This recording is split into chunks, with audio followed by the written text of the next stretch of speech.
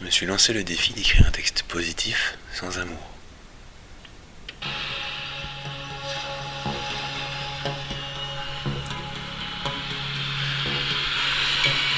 Et je commencerai par vous parler de respect, que l'on garde pour tous ceux qui ont changé le monde. Tout ce qui passe à côté d'eux paraît surfait, et pourtant chacune de nos vertus porte des ondes. Je vous parlerai de passion quand bien même. Comment pourrait-elle être distincte de l'amour? Je peux vous parler de tout ce que l'on aime, sans vous parler de racines ou de ce qui tourne autour. Ce foyer dans lequel tu es né, ce foyer que tu t'es créé, cette nation, cette famille, tu sais, te laisse en avoir cherché. Donc je vous parlerai de cette passion que l'on tient dans l'expression. On perpétue la race humaine en perpétuant ce que l'on sème. Malheur, bonheur, ambiance, immortalisée, forme les arts les plus positifs qu'on peut imaginer. Quand chacune des vérités est dite, on s'en sent soulagé. Compatissant, c'est que l'on se reconnaissant, on peut s'identifier. On se sent moins seul à se découvrir de passion pour ce genre humain que nous découvrons. Même dans les pires malheurs, nous sommes à l'unisson. Comment se sentir seul quand l'univers est une moisson? Chaque parcelle d'étoiles a une histoire à raconter, même fragmentée jusqu'à n'être que poussière.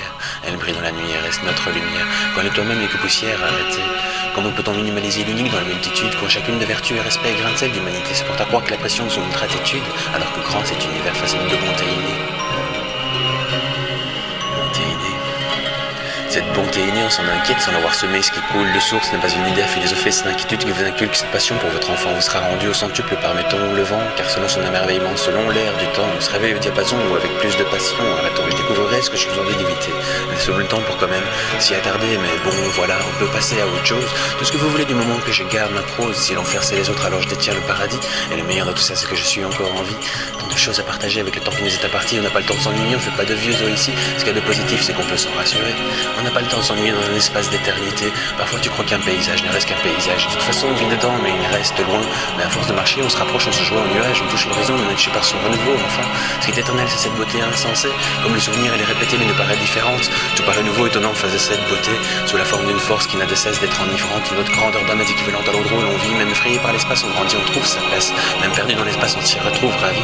Et dans cette relation entre nous le monde on ne perd pas la face. Sachez que le monde humain est un paysage qui prend de l'âge. Comme quand tout homme mûrit et devient sage. Comme à l'image de celui qui le regarde en face pour ce qu'il est. Or du coup notre race, ce qui apparaît comme vrai, de plus en plus vrai, le contemplateur nous dicte nos pensées. Le monde est à l'image d'un homme seul perturbé parce qu'il aurait voulu changer dans un certain passé.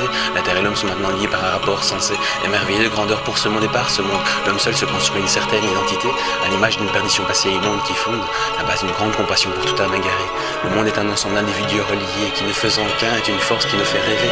C'est drôle qu'une pensée unanime peut être d'une compassion, c'est pourquoi nous débattons d'avoir une bonne raison. C'est drôle comme nos expressions communes sont des combats.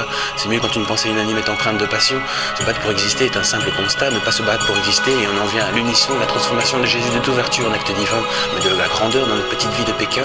Si parler avec bonté était sa destinée, et qu'il était le Fils de Dieu, qui plus est, rien ne peut ternir ces paroles qui font rêver. Et le plus beau, c'est qu'au cours de notre vie, on les aperçut comme vrais. Le royaume de Dieu bienveillant et enfantin, ce qui donne à ces deux termes un certain temps de grandeur, un lien qui unit les cieux à de la simplicité qui fait des animaux des envieux. Nos mouvements de foule ne sont pas tous vertueux, mais ce qu'un seul lui dans les yeux de tous fut respectueux, ce qu'un seul lit dans les yeux de tous est de lui. C'est quelque chose qui vient de ce qu'il y a de plus beau chez nos proches, sans craindre de l'inconnu, chaque prochain devient ami. Famille qui part de la foi même d'une seule gravée dans la roche pour faire parler, sortir du commun ce qui nous anime tous. Des organismes qui multipliés à l'infini ne finissent pas par être dénaturés, mais tous définis au beau milieu du Capharnaüm qu'est la vie. Les anciens prévalaient à Jésus et Jésus prévaut aux anciens. Les anciens ne vous prévalent pas et vous prévalez au prochain, car l'être humain en son présent est célébré, malgré l'échelle des âges où celui qui disparaît se tait.